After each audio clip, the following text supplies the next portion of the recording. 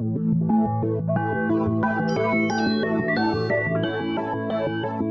mira, en este momento vamos a una entrevista que realizó Adrián Tobar con Daniel Pedrosa. Él es el secretario de Finanzas de Gobierno del Estado. Bueno, y esta mañana me da un gusto saludar aquí en el estudio a Daniel Pedrosa Gaitán, secretario de Finanzas del Gobierno del Estado. Daniel, ¿cómo se encuentra? Adrián, muy buenas tardes, muy bien, muchas gracias. ¿Y tú? También, muchísimas gracias. Bueno.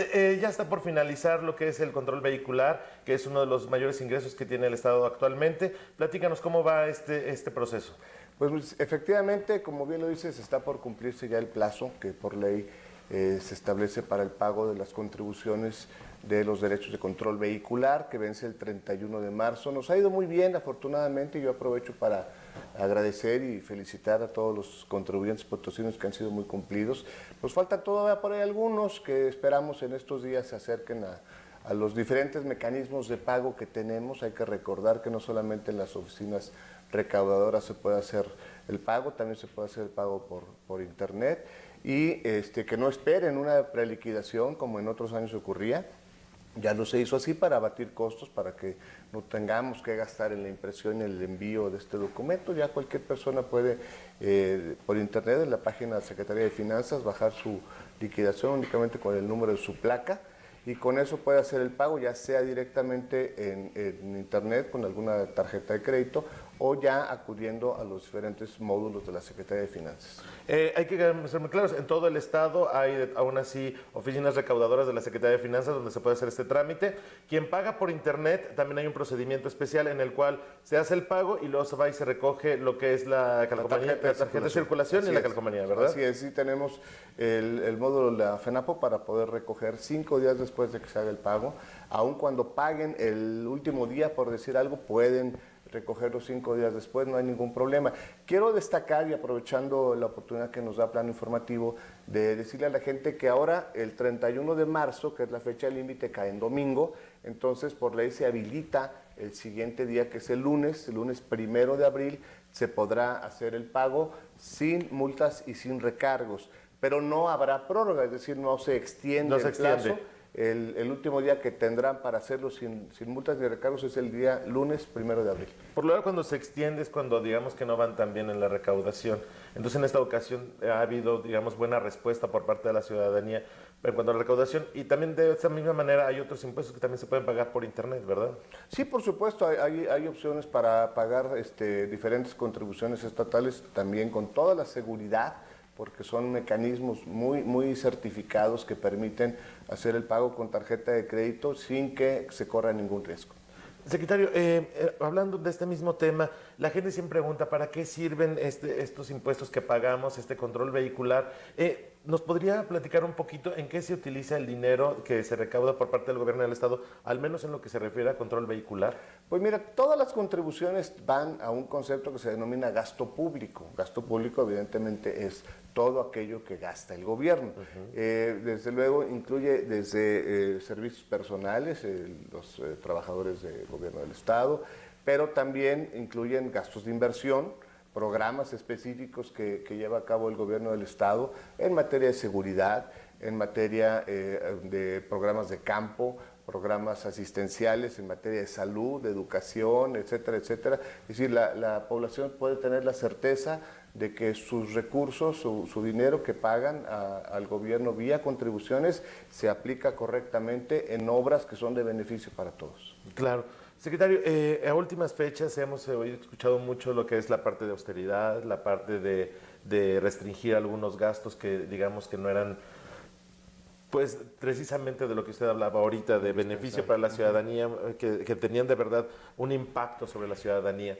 El gobierno del Estado también está aplicando, hemos escuchado que han tenido incluso hasta algunos cursos de cómo recortar gastos y todo esto. ¿Qué está haciendo el gobierno del Estado en este aspecto? Mira, efectivamente, el tema de la austeridad no es una novedad para nosotros. El gobernador desde el 26 de septiembre de 2015, cuando tomó posesión, pues dio instrucciones a las áreas correspondientes. Yo en ese momento todavía no estaba en la Secretaría de Finanzas, pero desde entonces se llevó a cabo un proceso muy importante en varios aspectos. Uno, el control del gasto, la contención del gasto, particularmente en gasto corriente, es decir, en nómina, en algunos gastos administrativos, de tal manera que por lo menos no creciera. En algunos casos incluso se redujo, ¿no? Y posteriormente, cuando tuvimos aquel famoso gasolinazo, ¿no? En diciembre de 2016, enero de 2017, además se emitió todavía un acuerdo adicional de austeridad que redujo los sueldos de los funcionarios de primer nivel. Desde entonces, desde el 2015 no ha habido ningún incremento y además se han reducido los sueldos de los funcionarios de confianza, los funcionarios de los primeros niveles. Incluso a raíz de que también a nivel federal se estableció esta política en diciembre pasado y se emitió la ley de remuneraciones de los servidores públicos, aun cuando es una ley que fue controvertida en algunos aspectos. El gobernador nos dio también aquí la indicación de que se aplicara, que se respetara el principio de que el gobernador no puede ganar más que el presidente de la República y en el caso de San Luis Potosí ningún funcionario puede ganar más que el gobernador. Eso implicó la reducción de algunos de los sueldos de algunos funcionarios, todavía más. Y bueno, digamos que es hasta la primera administración que hace algo similar, ¿no? Al menos aquí en San Luis Potosí, donde ya no hemos escuchado esos escándalos de los excesos en cuanto a las fiestas, los gastos en celulares, automóviles, etcétera. No hay ningún concepto que no sea estrictamente indispensable en lo que se aplican recursos. Hablando de este mismo tema, el tema de la federación reduciendo también, sabemos que bueno, hay muchos programas que ya vienen etiquetados y que se utilizan por medio del gobierno, que se llega el dinero al gobierno del estado y el gobierno del estado digamos que tiene mano en la aplicación del recurso. Aquí, ¿cómo están? Seguimos, digamos que nosotros muy similar a lo que han sido años anteriores, o también ha habido reducciones en cuanto a las obras que se pueden hacer con el dinero que llega por parte de la federación. Mira, lo voy a tratar de explicar de una manera muy sencilla. Los recursos que recibe el Estado de San Luis Potosí tienen diferentes orígenes. Una parte son los ingresos propios que llamamos, que provienen de las contribuciones que pagamos los potosinos, pero es una proporción menor. La mayor parte proviene de la federación a través de dos vías, digamos, que es las participaciones, que dependen de la recaudación federal, es decir, lo que se paga de los impuestos federales y que nos reparte la Secretaría de Hacienda a todos los estados y a los municipios. Es una parte muy importante de ingresos para el Estado y que no tienen un destino específico, es decir, no están etiquetados, ¿no? Claro. Otra parte muy importante son los llamados fondos de aportaciones federales, lo que se conoce como ramo 33, que también proviene de la recaudación federal y que tiene una serie de reglas en cuanto a su aplicación. Eso sí, tienen una etiqueta, un destino específico, particularmente infraestructura social, seguridad, educación, salud, etcétera. En ese aspecto, el presupuesto que tenemos en el Estado, confiamos en que se cumpla. La parte de los ingresos propios, la verdad es que tenemos una muy buena expectativa de que incluso superemos las metas. Okay. La parte de las participaciones federales, pues dependemos de que la recaudación federal se mantenga en los niveles esperados por el gobierno federal, es decir, que no haya una caída en la recaudación federal, porque entonces las participaciones podrían reducirse. Okay. En cuanto a los fondos de aportaciones federales, estos conforme a su normatividad no deben de tener y no van a tener ninguna variación. Lo que ya está establecido, eso es lo que se va a recibir. Ahora, por otro lado, hay programas federales que están en el presupuesto de la federación que se aplican en las entidades federativas, ¿no? Y que en algunos casos vía convenio implican una aportación tanto estatal como federal. En ese caso, como lo hemos venido conociendo, la federación en algunos de estos programas ha reducido su aportación.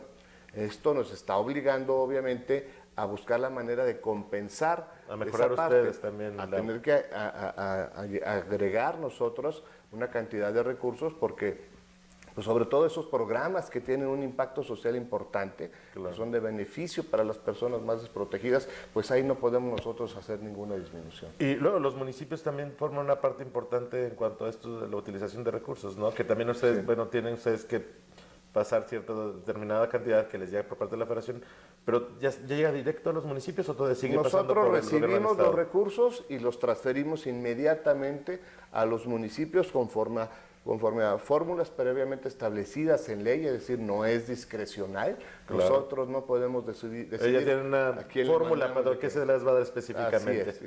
Y los municipios están recibiendo oportunamente sus recursos, se les ha informado, incluso mañana nosotros tenemos una reunión con los presidentes municipales y tesoreros precisamente también para ver cómo vienen sus recursos, tanto de participaciones como de los fondos federales. Por lo menos siempre era histórico que llegaba noviembre, diciembre y querían adelantos, hasta incluso prestado al gobierno del estado para poder terminar lo que es el año.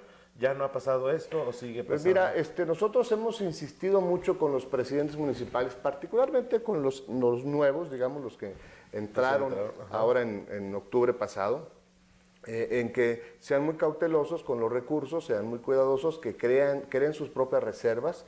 Finanzas lo que les ofrece es ayudarlos con esos ahorros, con esas reservas de sus participaciones, se les retiene con su autorización, desde luego, una cantidad para entregárselas en noviembre, precisamente para evitar que tengan una contingencia o un problema Para de terminar liquidez correctamente el hacia año. el final del año.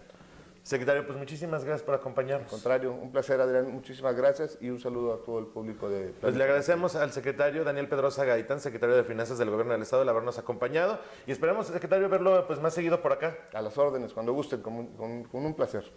Muchísimas gracias. Continuamos.